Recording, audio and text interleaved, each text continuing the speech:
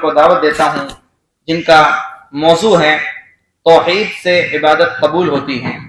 یہ اپنے موضوع کی وضاحت کریں شیخ محترم شیخ افضل صاحب سنابلی حفظ اللہ۔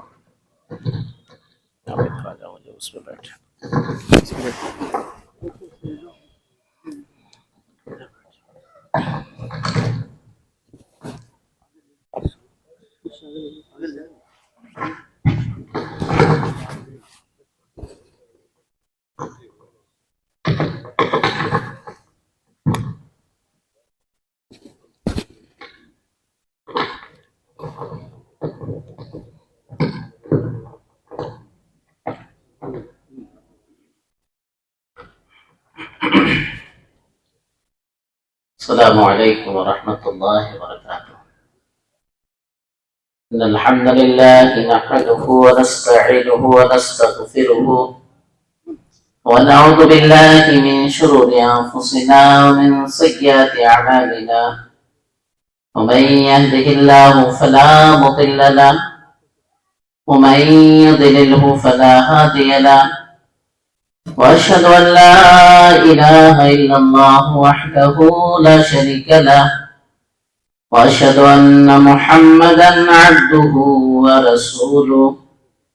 أما بعد، فإن خير الحديث كتاب الله، وخير الهدي هدي محمد صلى الله عليه وسلم، وشر الأمور محدثاتها، وكل محدثة بدعة، وكل بدعة ضلالة، وكل ضلالة في النار. أعوذ بالله السميع العليم من الشيطان الرجيم. بسم الله الرحمن الرحيم. وما أمروا إلا ليعبدوا الله مخلصين له الدين. وقال النبي صلى الله عليه وسلم عن عثمان رضي الله تعالى عنه قال: قال رسول الله صلى الله عليه وسلم: من قال لا إله إلا الله دخل الجنة.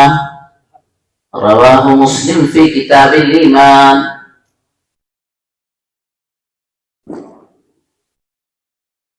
اسٹیج پر جلوہ افروز معزز علماء کرام، سامنے بیٹھے ہمارے نوجوان ساتھی اور ہمارے بزرگ اور پردہ نشین ہماری ماں اور بہنیں، تمام قسم کی حمد و ثنا، تعریف اور توصیف، کبریائی اور بڑائی اللہ رب العالمین کے لیے۔ اس کے بعد بے شمار درود و سلام نازل ہو تمام انبیاء کرام پر، خصوصاً آخری نبی سید الانبیاء، شفیع المذنبین، تاجدار بطحہ جناب محمد عربی صلی اللہ علیہ وسلم پر۔ نبی پر درود پڑھ لیں۔ اللہم صلی علی محمد وعلی آل محمد کما صلیت علی ابراہیم وعلی آل ابراہیم انکا حمید مجید۔ اللہم بارک علی محمد وعلی آل محمد کما بارکت علی ابراہیم وعلی آل ابراہیم انکا حمید مجید۔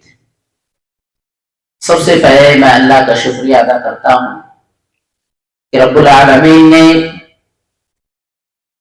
دین کی کچھ باتیں سکھانے کے لیے، آپ کو بتانے کے لیے مجھے آپ کے درمیان بھیجا۔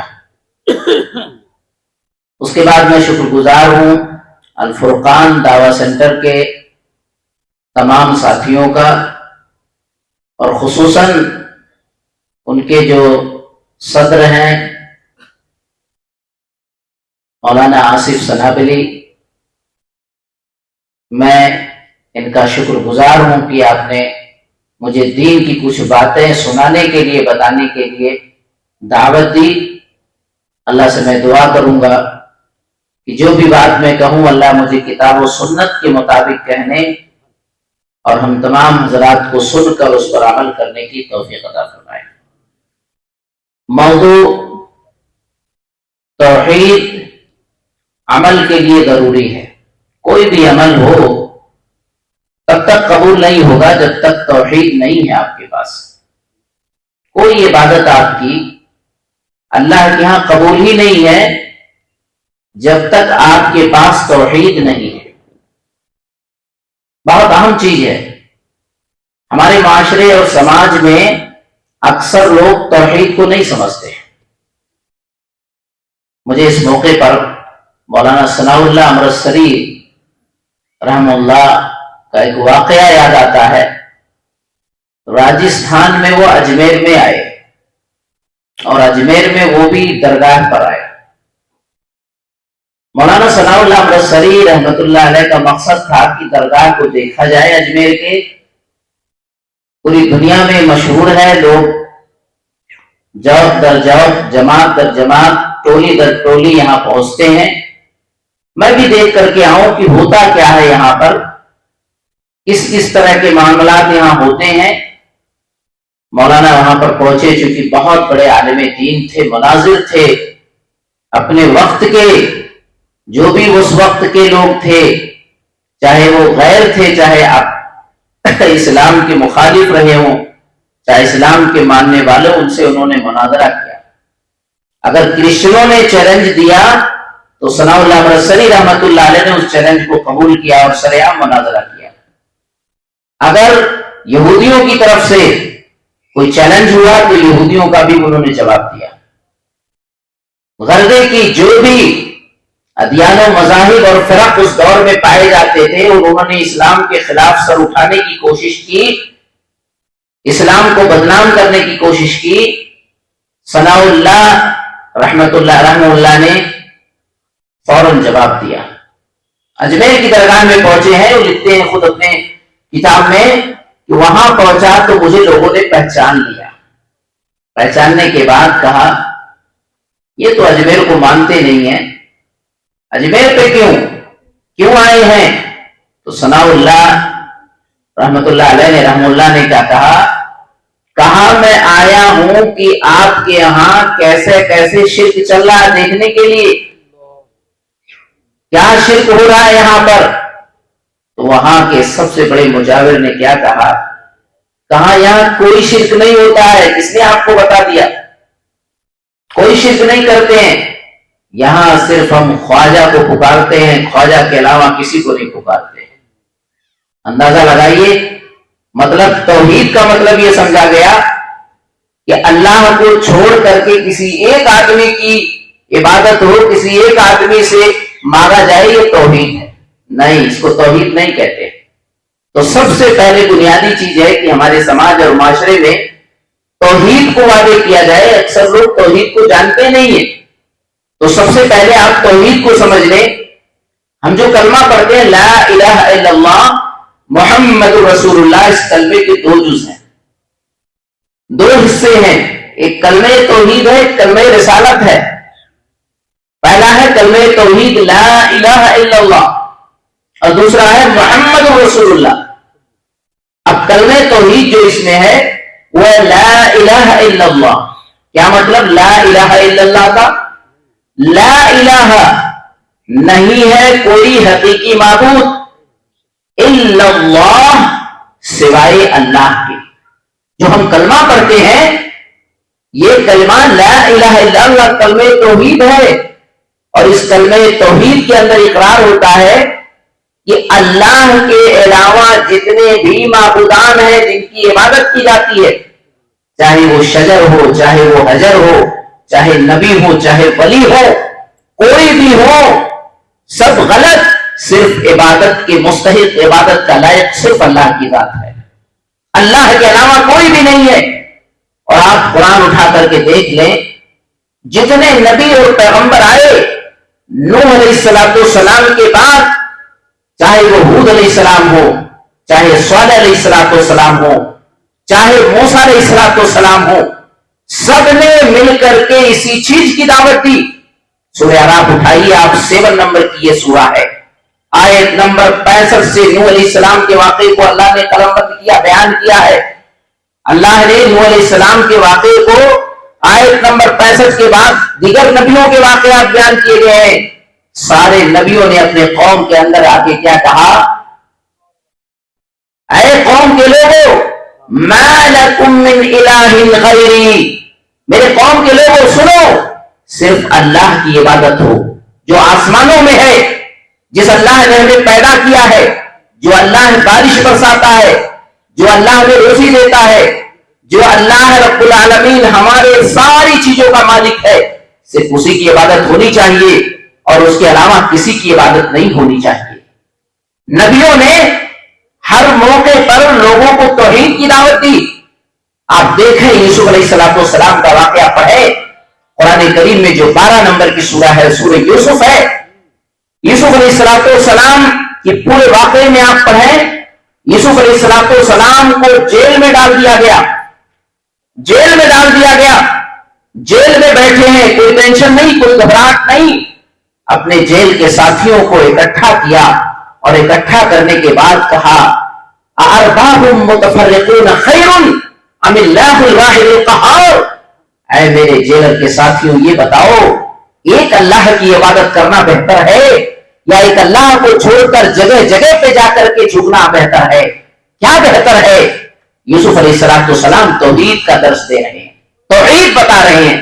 یہی توحید ہے کہ عبادت صرف اللہ کی، اللہ کے علاوہ جس کی بھی عبادت ہو رہی ہے وہ غلط ہے، وہ صحیح نہیں ہے، اسی کو توحید کہتے ہیں۔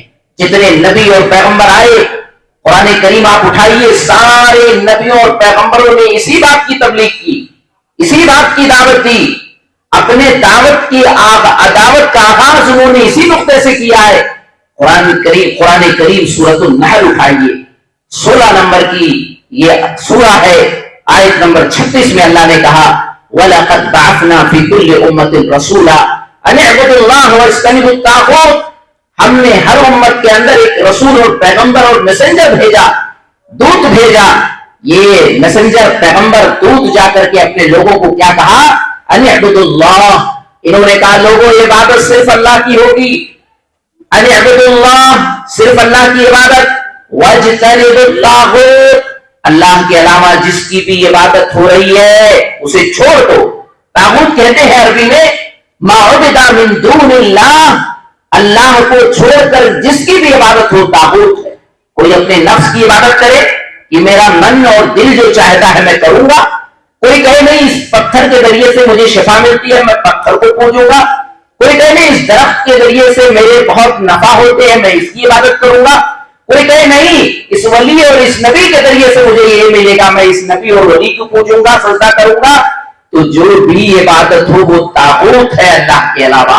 سارے نبیوں اور پیغمبروں نے آ کر کے اسی بات کی محنت کی، اسی بات کی دعوت دی کہ اللہ کے علاوہ کسی کی عبادت نہیں ہونی چاہیے۔ ہمارے آخری نبی جناب محمد عربی صلی اللہ علیہ وسلم جب آئے، آپ نے 13 سال مکی زندگی، 13 سال مکی زندگی، آپ نے نماز کی دعوت نہیں دی، آپ نے روزے کی دعوت نہیں دی، آپ نے زکوٰۃ کے احکامات نہیں بتائے، آپ نے تجارت اور بزنس کے معاملات نہیں بتائے، بلکہ جہاں جہاں جاتے تھے، مدینے کی گلیوں میں گئے، مدینے کی مارکیٹ میں گئے، ذوالبجاج جو مدینے کی سب سے فیمس مارکیٹ تھی، اللہ کے نبی وہاں پہنچتے ہیں۔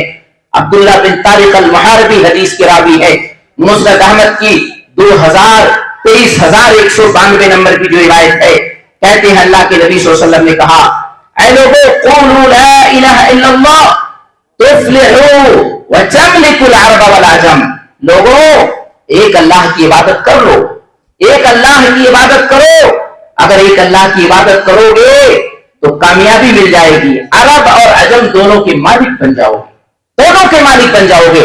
اللہ کے نبی صلی اللہ علیہ وسلم جب یہ بات کہہ رہے تھے تو آپ ہی کے خاندان سے، آپ کے ہی پریوار سے، آپ کے رشتے میں چچا لگنے والا ابو جہل، آپ کے پیچھے پیچھے یہ دیکھو یہ مجنو، یہ پاگل، اس کی باتیں، چٹائیوں پر سونے والا شخص، کھانے کے لیے ایک ٹائم اس کے پاس کھجور ہے، دوسرے ٹائم کچھ بھی نہیں ہے، یہ کہتا ہے کہ تم اللہ کی عبادت کرو، ایک اللہ کی عبادت کرو عرب اور عجم کے مالک بن جاؤ گے. لوگوں یہ مجنون ہے, یہ دیوانہ ہے, یہ پاگل ہے, اس کی بات نہیں ماننا. لیکن اللہ کے نبی صلی اللہ علیہ وسلم وما ينطق عن الهوى ان هو الا وحی یوحی, اللہ کے نبی کوئی بات اپنے من اور جی سے نہیں کہتے تھے. اللہ کے نبی نے جو بھی امت کو باتیں بتائی ساری باتیں من جانب اللہ تھی. آپ کے پاس جبریل امین آتے تھے, آپ کے پاس وحی آتی تھی, تب اللہ کے نبی صلی اللہ علیہ وسلم اپنی امت کو بتایا کرتے تھے, اپنے صحابہ کو خبردار کیا کرتے تھے. اللہ کے نبی نے یہ بات اپنی طرف سے نہیں کہی تھی. اللہ کے نبی سن 11 ہجری میں دنیا سے چلے گئے, سن 11 ہجری میں گئے. اس کے بعد ابو بکر صدیق رضی اللہ تعالیٰ عنہ کی حکومت 2 سال رہی. اس کے بعد عمر فاروق رضی اللہ تعالیٰ عنہ کی حکومت آئی. دنیا نے دیکھا, تاریخ اس بات پر شاہد ہے, نبی نے کہا تھا تم اللہ کی عبادت سے کرو عرب اور عجم کے مالک بن جاؤ گے. حضرت عمر رضی اللہ تعالیٰ عنہ کے دور میں اس دور کا جو سپر پاور قیصر و کسریٰ تھا ان کے قدموں میں آ کر کے گر پڑا. عرب کے بھی مالک ہو گئے اور عجم کے بھی مالک ہو گئے, کیونکہ اللہ کے نبی کوئی بات اپنی طرف سے نہیں کہتے ہیں. پتا چلا توحید یہ بہت بڑی دولت ہے. توحید صرف اللہ کی عبادت, اتنی طاقت ہے اس میں, اتنی طاقت ہے کہ اس کے طاقت کا اندازہ ہم نہیں لگا سکتے ہیں. مسلمانوں توحید کی اہمیت کو آپ سمجھیں. آج کیوں ہم توحید سے دور ہیں؟ کیونکہ توحید کی اہمیت ہمارے دلوں میں نہیں ہے. توحید کی اہمیت پہلے سمجھ لیں, پھر میں بتاؤں کہ اگر توحید نہیں ہے تو آپ کی عبادتیں کیسے قبول نہیں ہوتی ہیں, وہ بھی انشاءاللہ آپ کے ذہن میں بات بیٹھ جائے گی. توحید کی اہمیت ایک ہے. توحید کی اہمیت یہ ہے کہ آپ جو توحید کا اقرار کرتے ہیں, کلمہ توحید وہ اتنی بنیادی چیز ہے کہ آپ جو بھی بات کہتے ہیں, کلمہ اقرار کرتے ہیں, یہ اسلام میں ایک بنیادی رکن رکھا گیا ہے. 5 بنیادی ارکان ہیں, ان بنیادی ارکان میں سے ایک بنیادی رکن ہے کلمہ توحید. کلمہ شہادت کو یہ بنیادی رکن قرار دیا گیا ہے, یعنی بنیاد ہے, پیلر ہے.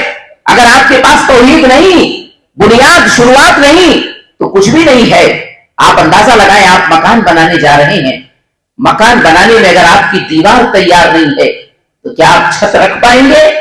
حماقت اور بیوقوفی ہوگی آپ کی کہ آپ بغیر دیوار کے چھت رکھ رہے ہیں. ایسے ہی ایک پیلر ہے توحید, اس کے بغیر آپ اپنی چھت نہیں بنا سکیں گے, اپنی نیکیاں اوپر نہیں اٹھا پائیں گے. صحیح بخاری کتاب الایمان کی 8 نمبر کی جو حدیث ہے, عبداللہ ابن عمر رضی اللہ عنہما حدیث کے راوی ہے. اللہ کے نبی صلی اللہ علیہ وسلم نے ارشاد فرمایا, بنی الاسلام علی 5 شہادت ان لا الہ الا اللہ وان محمد رسول اللہ واقام الصلاۃ وایتاء الزکاۃ والحج وصوم رمضان. اللہ کے نبی نے کہا اسلام کی بنیاد 5 چیزوں پر ہے. 5 چیزیں بنیادی چیز ہے. اب 5 چیزوں میں سے پہلے نمبر پر کلمہ شہادت اور کلمہ توحید کو رکھا گیا ہے کہ توحید پہلے نمبر پہ ہے. یعنی آپ اگر مسلمان ہوں گے توحید پڑھ کر کے مسلمان ہوں گے, اور مسلمان ہونے کے بعد پھر نماز ہے, پھر اس کے بعد زکات ہے, اس کے بعد روزے ہیں, اس کے بعد حج ہیں. اگر آپ کے پاس توحید ہی نہیں ہے تو آپ کی نماز نہیں ہے. آپ کے پاس توحید نہیں ہے تو آپ کا روزہ نہیں ہے. آپ کے پاس توحید نہیں ہے تو آپ کا حج نہیں ہے. آپ کے پاس توحید نہیں ہے تو آپ کی زکات نہیں ہوگی. بلکہ بنیاد ہے توحید, شروعات ہے. سب سے پہلے اسی سے شروعات کرنا ہوگا. ایمان اس کی شروعات توحید ہی سے ہے. اس کی سب سے بڑی دلیل ہمیں صحیح مسلم سے ملتی ہے. آپ سمجھ لیں اس بات کو کہ توحید کی اہمیت کتنی بڑی چیز ہے کہ آپ کی ایمان کی شروعات کہیں سے. آپ کے پاس توحید نہیں ہے تو آپ کا ایمان ہی صحیح نہیں ہے. صحیح مسلم کتاب الایمان کی 24 نمبر کی حدیث ہے. اللہ کے نبی صلی اللہ علیہ وسلم اپنے چچا ابو طالب, جنہوں نے زندگی بھر آپ کے لیے محنت کی, جب تک زندہ رہے ابو طالب نے اللہ کے نبی صلی اللہ علیہ وسلم پر کوئی آنچ نہیں آنے دیا. اب ابو طالب کا آخری وقت ہے, اب تک دنیا سے جانے والے ہیں. اللہ کے نبی صلی اللہ علیہ وسلم پہنچے ہیں ابو طالب کے پاس, اور ابو طالب سے کیا کہہ رہے ہیں, اے میرے چچا جان, قل لا الہ الا اللہ کلمۃ اشہد بک عند اللہ. اے میرے چچا, آپ میرے کان میں کلمہ پڑھ لیجئے, میرے کان میں کلمہ پڑھ لیجئے, کلمہ شہادت کا اقرار کر لیجئے اللہ کے ہاں میں دلیل دوں گا کہ اللہ میرے چچا نے میرے کان میں کلمہ پڑھا تھا، توحید کا اقرار کیا تھا، لیکن چچا بھی اللہ اکبر، ہدایت اللہ کی طرف سے ملتی ہے، انسان کے ہاتھ میں ہدایت نہیں ہے، انسان رہنمائی کر سکتا ہے، بتا سکتا ہے، انسان سمجھا سکتا ہے، انسان جو ہے داروغہ نہیں ہے کسی کے اوپر، بلکہ انسان بشیر اور نذیر ہے، ڈرانے والا اور خوشخبری دینے والا ہے۔ دیکھیے اللہ کے نبی کی دلی خواہش تھی میرے چچا ایمان لے آئے، کان میں کلمہ پڑھ لے، توحید کا اقرار کر لے، لیکن نہیں ایمان لائے۔ پتا چلا ان کی ساری نیکیاں تباہ و برباد ہو گئی۔ جو بھی اسلام کے لیے نبی کی محبت میں جو کچھ کیا انہوں نے، کوئی بھی نیکی اللہ کے ہاں قابل قبول نہیں۔ کیوں؟ کیونکہ ان کے پاس توحید نہیں تھا۔ نبی سے محبت تھی ان کو، نبی سے اسلام سے محبت تھی، اسلام کے لیے قربانیاں بھی پیش کی، لیکن توحید نہ ہونے کی وجہ سے ان کی ساری نیکی ضائع اور برباد ہو گئی۔ اندازہ لگائیے، غور کیجئے آپ کہ توحید کتنی بنیادی چیز ہے، توحید کی کتنی بڑی اہمیت ہے۔ یہی نہیں، اگر آپ کے پاس توحید ہے، آپ اتنے خوش نصیب ہیں کہ توحید کی بنیاد پر اللہ رب العالمین آپ کی دعائیں قبول کرے گا۔ توحید ہے تو دعا قبول، توحید نہیں ہے تو دعا نہیں قبول ہوتی ہے۔ دلیل کیا ہے اس بات کی؟ صحیح مسلم کتاب الجنائز 498 نمبر کی حدیث آپ کھولیں۔ اللہ کے نبی صلی اللہ علیہ وسلم کے چچا عباس، ان کے لڑکے عبداللہ بن عباس رضی اللہ عنہما سے حدیث مروی ہے، کہتے ہیں ما من مسلم يموت فيقوم على جنازته 40 رجلا لا يشركون بالله الا شفعهم الله فيه۔ غور سے سنیے، توحید ہے تو دعا آپ کی اللہ قبول کرے گا، توحید نہیں ہے دعا کرتے رہو، اللہ آپ کی دعاؤں کو قبول نہیں کرے گا۔ اللہ کے نبی صلی اللہ علیہ وسلم نے فرمایا، عبداللہ بن عباس رضی اللہ عنہما حدیث کے راوی ہے کہ اللہ کے نبی نے فرمایا ما من مسلم، کوئی بھی مسلمان، یموت، اس کی موت ہو جائے، انتقال کر جائے، فیقوم علی جنازتہ، اس کے جنازے کے اندر 40 رجلا، 40 لوگ آ جائیں، 40 لوگ اس کے جنازے میں۔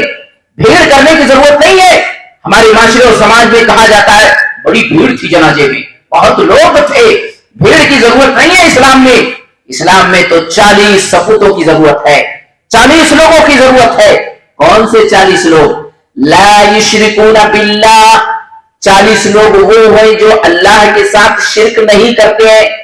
نبی نے ان کی صفت بھی بتا دی۔ غور کیجئے، جنازہ کوئی غیر مسلم پڑھنے نہیں آتا ہے، جنازہ پڑھنے والے سارے مسلمان ہوتے ہیں۔ اللہ کے نبی نے کہا لیکن پڑھنے والے ایسے ہوں جو شرک نہیں کرتے ہوں۔ پتا چلا مسلمان ہو کے بھی شرک کریں گے۔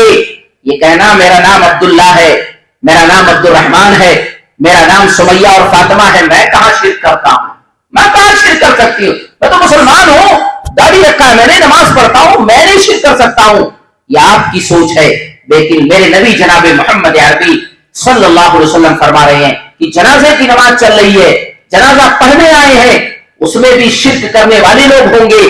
اگر وہ شرک کرنے والے لوگ ہیں تو ان کی دعائیں بیکار ہے، لیکن اگر شرک کرنے والے نہیں ہیں، 40 لوگ ہیں، الا شفعهم اللہ فی، 40 لوگ جنازے کی نماز پڑھ کے دعا کر دیتے ہیں، اللہم اغفر لحینا و میتنا، یہ دعا جو پڑھی جاتی ہے میت کے بخشش کے لیے، یہ دعا کر دیتے ہیں 40 لوگ۔ اللہ رب العالمین 40 توحید والوں کی دعاؤں کو قبول کر کے اس میت کی بخشش کر دیتا ہے۔ اللہ اکبر، اندازہ لگائیے، غور کیجئے کہ توحید والے اللہ کی نظر میں کتنے محبوب ہیں۔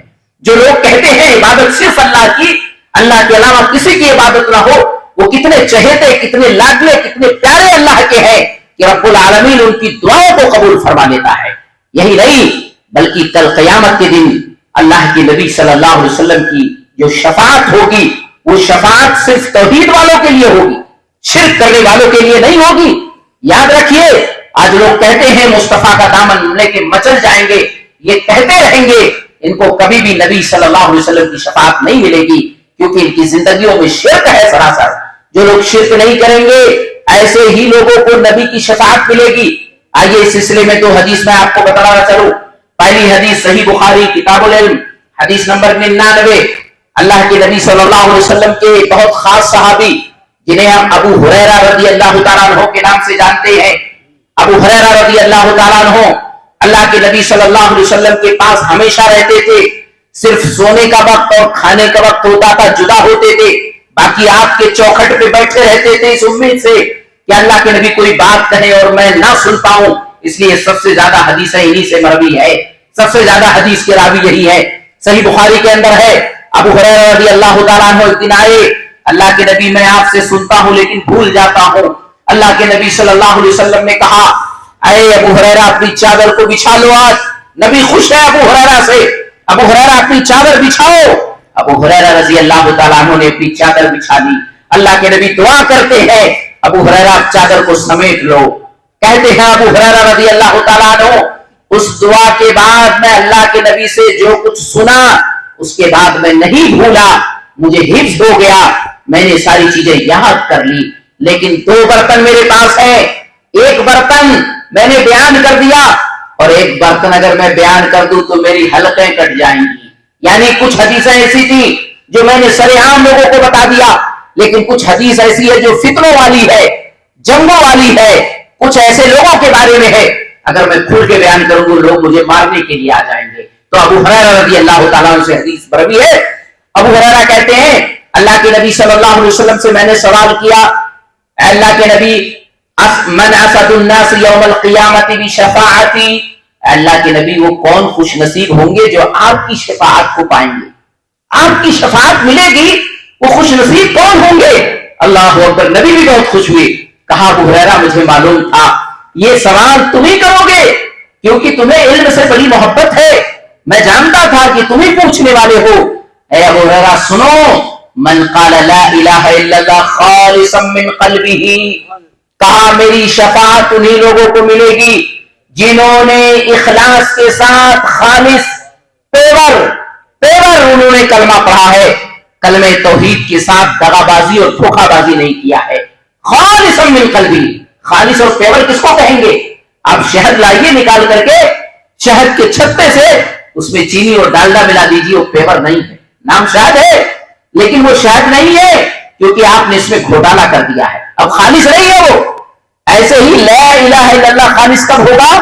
اس میں شرک کی آمیزش نہ ہو، شرک کی ملاوٹ نہ ہو، بلکہ خالص اللہ کی عبادت ہو. اللہ کے نبی نے کہا جو خالص توحید والے ہیں میری شفاعت انہی لوگوں کے لیے ہوگی.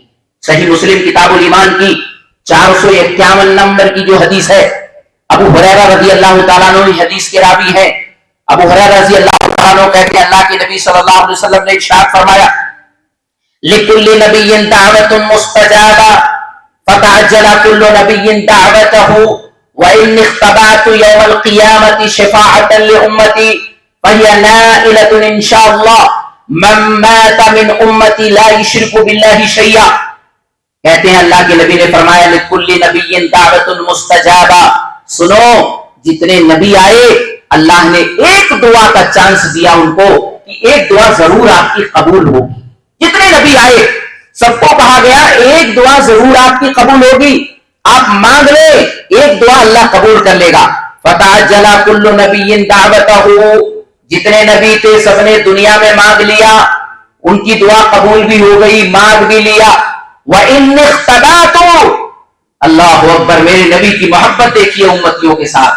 اللہ کے نبی نے کہا نہیں لیکن میں نے وہ دعا چھپا کے رکھی ہے، اللہ قبول کرے گا ضرور، یہ وعدہ تھا اللہ کا نبیوں کے ساتھ. سارے نبی نے مانگ لی لیکن میں نے وہ دعا چھپا کے رکھی ہے. کیوں چھپائی ہے؟ شفاعتاً لأمتی یوم القیامہ، اپنی امتیوں کی شفاعت کے لیے قیامت کے دن. فَهِيَ نَائِلَةٌ إِنْ شَاءَ اللَّهُ، تو اگر اللہ نے چاہا تو یہ ملے گی شفاعت کس کو؟ مَن مَّاتَ مِنْ أُمَّتِي لَا يُشْرِكُ بِاللَّهِ شَيْئًا، میرے امت کے ان امتیوں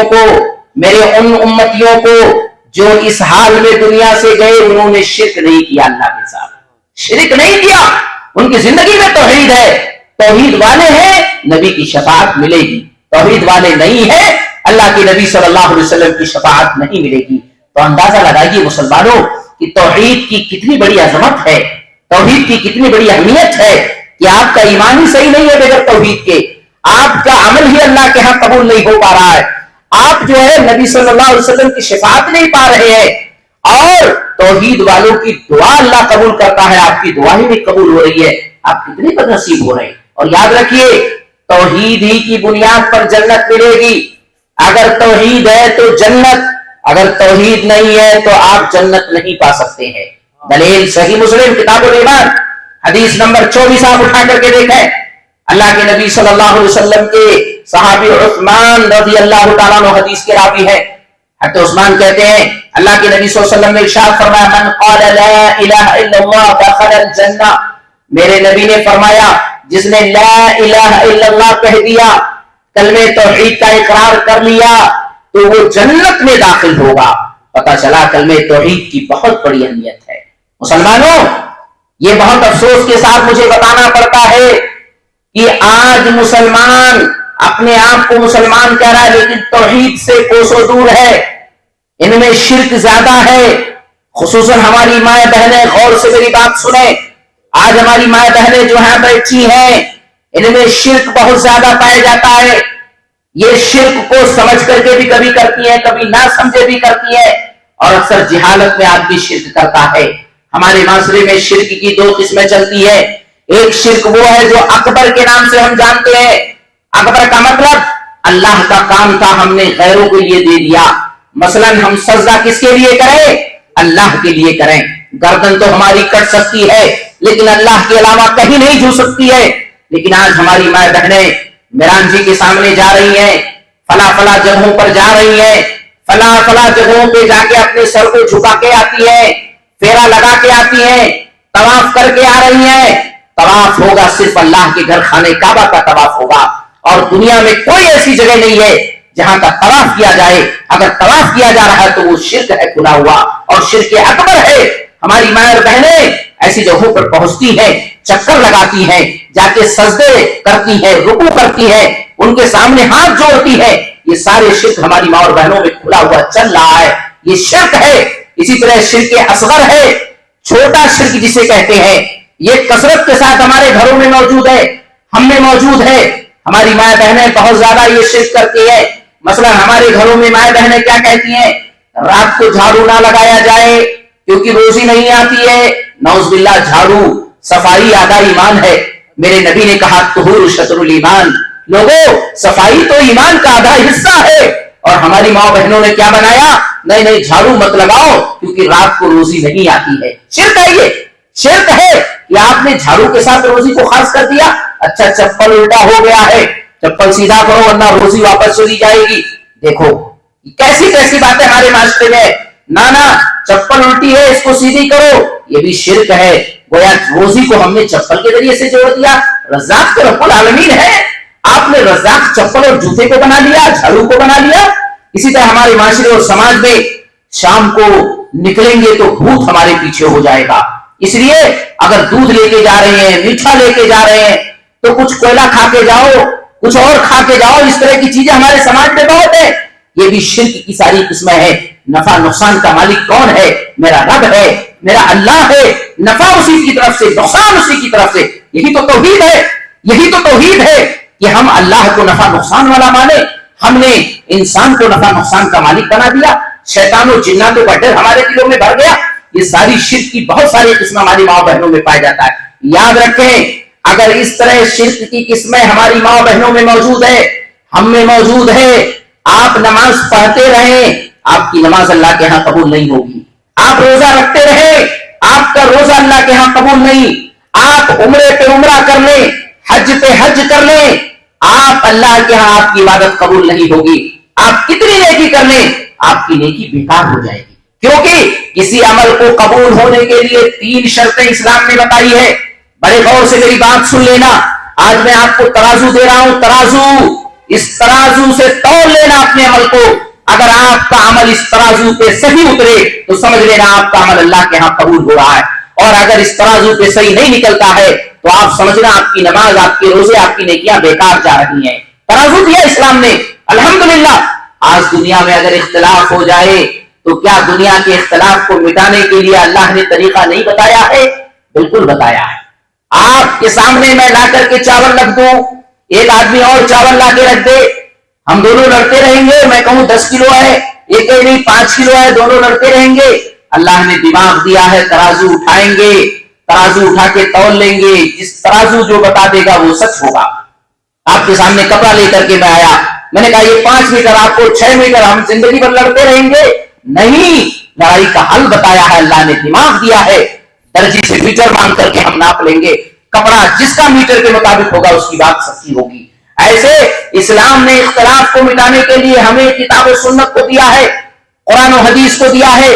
جب بھی کوئی اختلاف ہو, انتشار ہو, ہمیں لڑنے کی ضرورت نہیں ہے, ہمیں جھگڑنے کی ضرورت نہیں ہے, ایک دوسرے کو برا بھلا کہنے کی ضرورت نہیں ہے. ہم کہہ دیں گے ترازو پہ لاؤ, تول لیتے ہیں, جس کی بات ترازو کے مطابق ہے اس کی بات سچی ہے, اور جس کی بات ترازو کے مطابق نہیں ہے اس کی بات سچی نہیں ہے. ترازو ہو, کوئی عبادت آپ کی قبول کب ہوگی؟ جب 3 شرطیں اس میں موجود ہوں گی. 3 شرطیں. پہلی شرط کیا ہے؟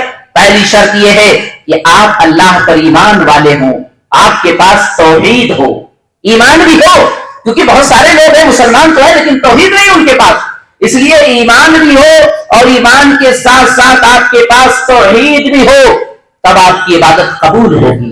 دلیل کیا ہے اس بات کی؟ قرآن کریم سورہ کہف اٹھائیے, 18 نمبر کی یہ سورہ ہے.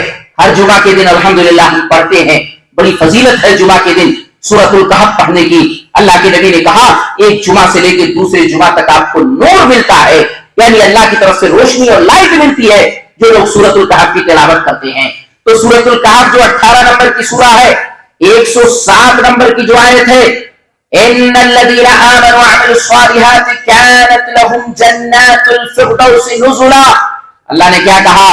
جو لوگ ایمان لائے اور عمل صالح کیا ان کے لیے بطور مہمان نوازی کے اللہ نے جنت الفردوس تیار کر رکھا ہے. قرآن کی آیت بتلاتی ہے ایمان شرط ہے, تب آپ کے لیے معاملہ آسان ہوگا. اللہ کے نبی کی ایک حدیث دیکھیں اس سلسلے میں, صحیح مسلم کتاب الایمان کی جو 30 نمبر کی حدیث ہے, صحیح مسلم کی کتاب الایمان کی 30 نمبر کی حدیث ہے. اللہ کے نبی صلی اللہ علیہ وسلم نے کہا حق اللہ علی العباد اللہ يعذب من لا یشرک به شیئا. اللہ کا حق یہ ہے بندے پر کہ بندہ اگر شرک نہیں کرتا ہے تو رب العالمین اس بندے کو عذاب نہ دے, اس کو عذاب نہ دے. اللہ اکبر. اسی طرح عبداللہ سفیان بن عبداللہ ثقفی رضی اللہ تعالیٰ عنہ مشہور صحابی ہیں, اللہ کے نبی صلی اللہ علیہ وسلم کے پاس آئے اور کیا کہا؟ قل لی فی اسلامی قولا لا اسأل عنہ احدا بعدک. اے اللہ کے نبی میں آپ کے پاس اس امید سے آیا ہوں کہ آپ مجھے بتا دیجئے ایسی بات اسلام میں کہ آپ کے بعد مجھے ضرورت نہ پڑے کسی سے پوچھنے کی. اللہ کے نبی صلی اللہ علیہ وسلم نے کیا کہا؟ قل آمنت باللہ ثم استقم. میرے صحابی سنو, اللہ پر ایمان لا کے ڈٹ جانا, جم جانا, یعنی ایمان ہو, ایمان کے ساتھ توحید ہو, تب جا کر کے معاملہ آسان ہوگا. یہ پہلی شرط ہے. آپ دیکھیے اپنے اندر, آپ مسلمان ہیں اور مسلمان کے بعد توحید آپ نے سیکھ لیا ہے, توحید سمجھ لیا ہے. اگر آپ نے سیکھ لیا ہے تو آپ کا عمل قبول ہو رہا ہے. پہلی شرط ہے, پہلی شرط ہے. دوسری شرط اخلاص ہونا چاہیے. دیکھیے آپ مسلمان بھی ہیں, اللہ پر ایمان بھی ہے, توحید بھی ہے, لیکن آپ کے عمل کے اندر اخلاص نہیں ہے. یہاں مار کھاتے ہیں توحید والے, کتنے توحید والے یہاں مار کھا جاتے ہیں. اخلاص دوسری شرط ہے, یاد رکھیے. آپ کے عمل کے اندر اخلاص, اور اخلاص کا مطلب آپ اللہ کی رضا کے لیے کام کریں, اللہ مجھ سے راضی ہو جائے, اللہ مجھ سے خوش ہو جائے, اللہ رب العالمین مجھے جنت میں داخل کر دے, اس لیے آپ عمل کو کریں. دکھانے کے لیے نہیں, ریاکاری کے لیے نہیں, نمائش کے لیے نہیں کہ میں نے 10 روپے کا چندہ دیا ہے مسجد میں جمعہ کے دن تو میرا نام کیوں نہیں آیا لسٹ میں. نہ, اس لسٹ کے لیے بھوکے مت کرو. میں نے یہ کام کرایا تو بورڈ بننے کے بعد, لسٹ بننے کے بعد میرا نام کیوں نہیں آیا. میں نے یہ کام کرایا, میرا نام یہاں لکھا ہو کہ میں نے یہ کروایا ہے. اس طرح بھوک نہیں ہونی چاہیے ہمیں. کوئی بھی کام کرتے ہیں آج کے دور میں, ہمارے یہاں سب سے پہلے واٹس ایپ, فیس بک, ٹویٹر, ہاں میں نے یہ کر دیا, یہ دیکھو میں ایک غریب کو چادر دے رہا ہوں, آپ لوگ دیکھ لو پوری دنیا والے. یہ ریاکاری کی بھوک ہم مسلمان میں نہیں ہونی چاہیے, یہ دکھاوا ہمیں نہیں ہونا چاہیے. اللہ کے لیے کام کرو آپ, اللہ راضی ہو جائے. اور قرآن کریم نے اس کو بہت واضح طریقے سے بتایا ہے. سورہ زمر اٹھائیے, 39 نمبر کی یہ سورہ ہے, آیت نمبر 2 پڑھیے. فَاعْبُدِ اللَّهَ مُخْلِصًا لَهُ الدِّينَ. اللہ کہہ رہا ہے عبادت کرو اللہ کی, اور یہ عبادت کا مقصد اخلاص ہونا چاہیے. इबादत का मकसद यही है। सूरह बय्यना उठाइए, 58 नंबर की जो सूरा है, आयत नंबर 5 में अल्लाह ने कहा वमा उमिरू इल्ला लियअबुदुल्लाह मुखलिसीन लहुद्दीन। अल्लाह ने हुक्म ही दिया था कि अल्लाह की इबादत इखलास के साथ होना चाहिए। इखलास जरूरी है, ये दूसरी शर्त है। और तीसरी और आखिरी शर्त भी सुन ले, तीसरी और आखिरी शर्त ये है कि वो अमल नबी के मुताबिक हो। बहुत सारे लोग इसमें मार खा जाते हैं, बहुत सारे लोग मुसलमान भी है, तौहीद वाले भी है, उसके साथ साथ इखलास भी है, लेकिन नबी का तरीका नहीं है। नबी का तरीका नहीं है, आप नबी का तरीका नहीं है आपके अमल में, आपका अमल अल्लाह के यहां कबूल नहीं होगा। अल्लाह के यहां अमल वही कबूल होगा जिसमें नबी का तरीका हो। अगर नबी का तरीका नहीं है, वो अमल कैसे कबूल हो सकता है?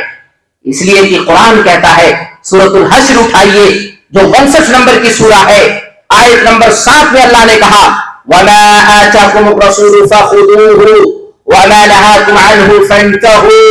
ऐ लोगों, रसूल जो तुम्हें दे दे उसे ले लो, रसूल जिससे मना कर दे उससे रुक जाओ। नबी की इत्तिबा, नबी की इताअत, नबी की पैरवी, नबी सल्लल्लाहु अलैहि वसल्लम हमारे लिए उसवा और नमूना है। ये सारी चीजें होनी चाहिए। कुरान करीम के बाद नबी सल्लल्लाहु अलैहि वसल्लम ने हदीस में इरशाद फरमाया, सही मुस्लिम किताबुल अक़ज़िया की 1718 नंबर की ये रिवायत है, अम्मा आयशा रज़ियल्लाहु तआला अन्हा से हदीस रिवायत है, मरवी रिवायत करने वाली राविया है, कहती है मन आमिला अमलन लैसा अलैहि अमरुना फहुवा रद्दुन। अगर आपने कोई काम किया और उस काम पर नबी सल्लल्लाहु अलैहि वसल्लम का हुक्म नहीं है, नबी का अमल नहीं है, नबी का तरीका नहीं है, तो वो काम कितना ही खूबसूरत हो, वो मरदूद है, आपके मुंह पर मार दिया जाएगा। मुसलमानों, गौर करो, सोचो, समझो, देखो कि आप अपनी जिंदगी में सबसे पहले आप ईमान वाले हैं, अल्लाह पर ईमान है, तौहीद है, अल्लाह का शुक्र अदा करें। फिर आप इखलास को टटोलो कि आपने अल्लाह के लिए काम किया, फिर उसके बाद आप टटोलो क्या नबी के तरीके पे ये काम हुआ, तो आप अल्लाह का शुक्र अदा करो कि मेरा ये अमल अल्लाह के यहाँ इंशाअल्लाह कबूल होगा। और अगर ये नहीं है तो कबूल नहीं होगा। उसकी मिसाल मैं दे देता हूं आपको। मसलन आप नमाज पढ़ने जा रहे हैं, अब नमाज पढ़ते वक्त आपको क्या देखना है? क्या मैं मुसलमान हूं? अल्हम्दुलिल्लाह मुसलमान है। अच्छा, मैं तौहीद वाला हूं? ना ना, तौहीद तो नहीं है, मेरी जिंदगी में तौहीद नहीं, शिर्क है। आपकी नमाज बेकार, फेल हो गया। अब लाख नमाजें पढ़ लो, नवाफिल पढ़ लो, कितनी नमाजें आपकी हो, आपके मुंह पर मार दी जाती है, क्योंकि तौहीद ही नहीं आपके पास है। आपके पास तौहीद भी है, माशाअल्लाह, आप नमाज पढ़ने गए, लेकिन नमाज इसलिए पढ़ने गए हाजी साहब हूं, अगर नहीं नमाज पढ़ूंगा लोग कहेंगे हज करके आए, देखो नमाज ही नहीं पढ़ रहे। अच्छा, दाढ़ी रखा हूं, लोग कहेंगे देखो मुसलमान हो करके नमाज नहीं पढ़ा। मस्जिद के मुतवल्ली साहब है, देखो मुतवल्ली होकर भी नमाज नहीं पढ़ता है। लोगों के डर से नमाज पढ़ने जा रहे हैं आप, लोगों की वजह से पढ़ रहे हैं। औरत नमाज पढ़ती है, मेरे शौहर नाराज हो जाएंगे इसलिए नमाज पढ़ लेती हूँ। अच्छा, बेटी नमाज पढ़ रही है, अब वो अभी आके मारेंगे वरना नमाज पढ़ लेती हूँ। ये सारी चीजें इखलास को खत्म कर देती है। इखलास मतलब अल्लाह की रजा के लिए, अल्लाह राजी हो जाए। अगर आपने ये काम किया तो मामला आसान है। आप इखलास है, आप नमाज पढ़ रहे हैं, लेकिन नबी का तरीका नहीं। नबी ने नियत कैसे बांधा, नबी ने कैसे नमाज पढ़ी, रुकू किया तो कैसे किया, सजदा किया तो कैसे किया, अल्लाह के नबी का पूरा तरीका हदीसों में मौजूद है। अल्लाह के नबी ने कहा सल्लू कमा रायतुमूनी वसल्ली, मेरा तरीका चलेगा। अगर आप मनमानी नमाज पढ़ोगे, आप सोचो मैं तो नमाजी हो गया, मैं कैसे भी नमाज पढ़ लूंगा, बेड़ा पार हो जाएगा, ना ना, आपका बेड़ा पार नहीं होगा, बल्कि ये नमाज आपके मुंह पर मारी जाएगी। क्योंकि नबी हमारे लिए लीडर थे, नबी हमारे लिए रहनुमा थे, नबी हमारे लिए इमाम थे, हमारे अगुआ थे। और लीडर का मतलब होता है उसकी हर बात को हूबहू मान लेना, मनमानी नहीं करना।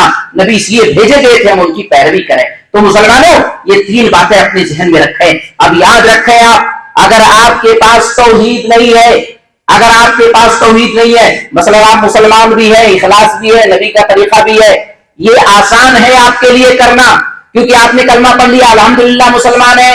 उसके बाद इखलास के साथ कोई काम करना, एक दिन रियाकारी होगी, 2 दिन रियाकारी होगी, वो धीरे धीरे आप समझ जाएंगे तो इखलास हो जाएगा। इसी तरह नबी का तरीका, आपको लगेगा कि भाई मेरा तरीका गलत है, नबी का तरीका ये, आप इसको मान लेंगे। लेकिन तौहीद अगर आपकी जिंदगी में नहीं है, अक्सर लोग तौहीद को भूल जाते हैं, अक्सर लोग तौहीद को छोड़ देते हैं। याद रखिए, آپ کی زندگی میں اگر توحید نہیں ہے تو توحید نہ ہونے کی وجہ سے آپ کی ساری عبادت بیکار ہو جائے گی. آئیے کچھ دلیلیں دوں تاکہ بات کلیئر ہو جائے, آپ کے ذہن اور آپ کے دماغ میں میری بات بیٹھ جائے. اللہ کے نبی صلی اللہ علیہ وسلم کے چچا ابو طالب کی بات ابھی چلی ہے. میں نے بتایا آپ کو, آپ کے چچا ابو طالب کہاں جائیں گے؟ جہنم میں جائیں گے. صحیح مسلم کے الفاظ ہیں, عبداللہ ابن عباس حدیث کے راوی ہے, احوانو عذابا فی النار یوم القیامہ, سب سے ہلکا عذاب ابو طالب کو دیا جائے گا قیامت کے دن. سب سے ہلکا عذاب کیا ہوگا؟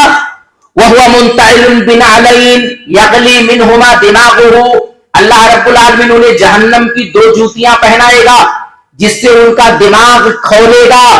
اب آپ غور کرو, ابو طالب اللہ کے نبی صلی اللہ علیہ وسلم, مکی زندگی ہے, آپ کے چچا ہے ابو طالب, دادا عبد المطلب نے آپ کی پرورش کی.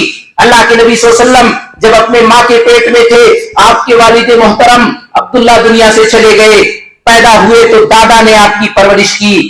دادا بھی دنیا سے گئے تو چچا کو دے گئے, ابو طالب کو دے گئے.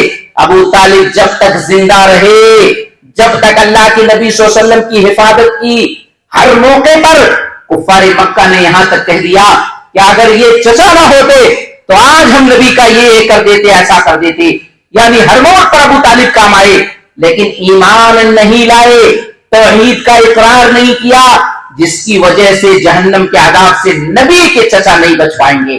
یاد رکھیے, نسبتیں کام نہیں آتی, رشتہ داریاں کام نہیں آتی ہے.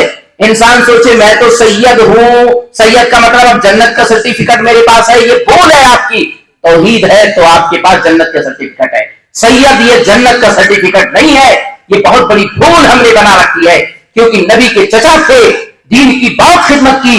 اگر ان کے لیے کچھ چانس اور موقع ہوتا تو ضرور اللہ کے نبی ان کو جنت میں ڈلواتے, لیکن نبی بھی یہاں بے بس نظر آ رہے ہیں, اللہ ان کو جہنم میں ڈالے گا. چلو ابراہیم خلیل اللہ کی طرف چلتے ہیں. اللہ اکبر. ابراہیم خلیل اللہ کے خلیل ہیں, اللہ کے دوست ہیں. خلیل کے معنی عربی میں ہوتے ہیں جگری دوست, لنگوٹیا یار.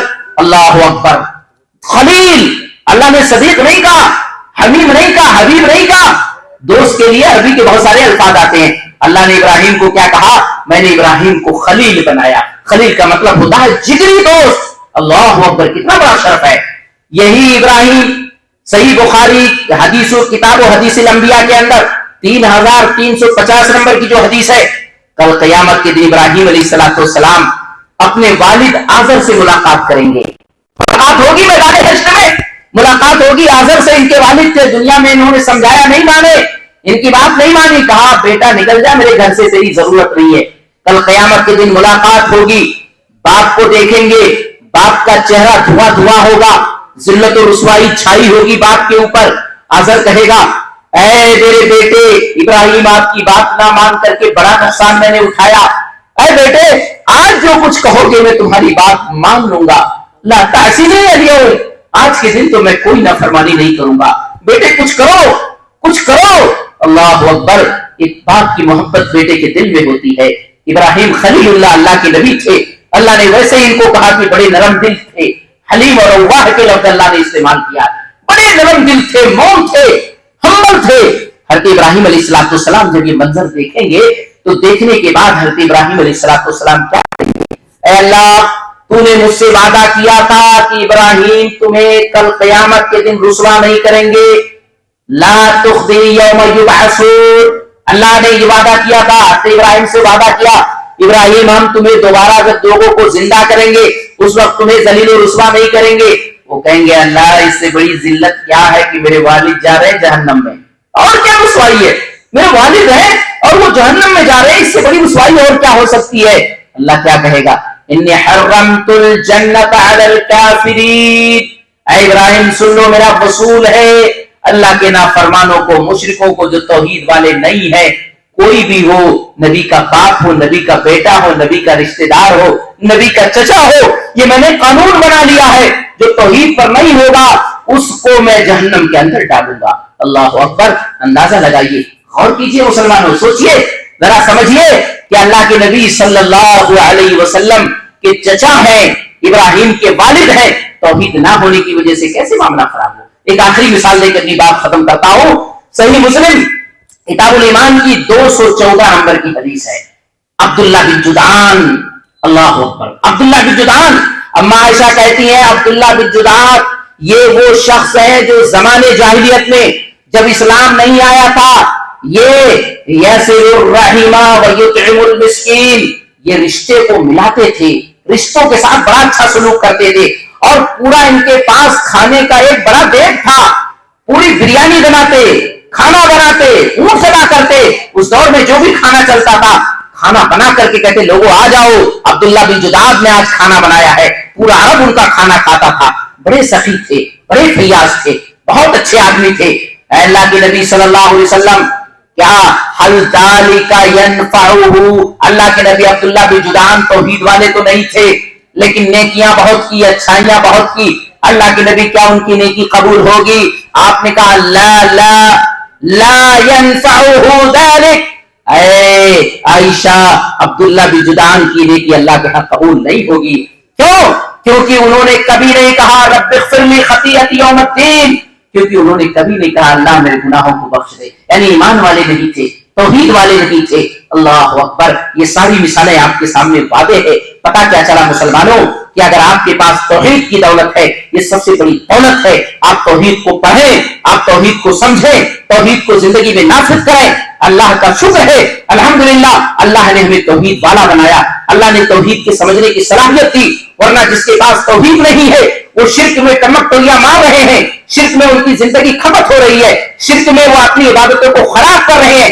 دنیا بھی برباد اور آخرت بھی برباد ہے. اس لیے مسلمانوں میرا یہ میسج اور پیغام ہوگا آج کے اس پروگرام کا کہ آج آپ یہ لے کر کے جائیں کہ توحید کیا ہے، توحید کس کو کہتے ہیں. توحید کے بغیر عبادتیں ہماری قبول نہیں ہوتی ہیں. تو ہمیں توحید کو سمجھنا ہے، توحید کو جاننا ہے، توحید کو پڑھنا ہے، زندگی میں ہمیں نافذ کرنا ہے، کیونکہ اسی توحید کی بنیاد پر سارے معاملات ہوں گے. اللہ سے دعا کریں جو بھی باتیں کتاب و سنت کی روشنی میں کہی گئی ہے اللہ کہنے سننے سے زیادہ ہمیں ان باتوں پر عمل کرنے کی توفیق عطا فرمائے.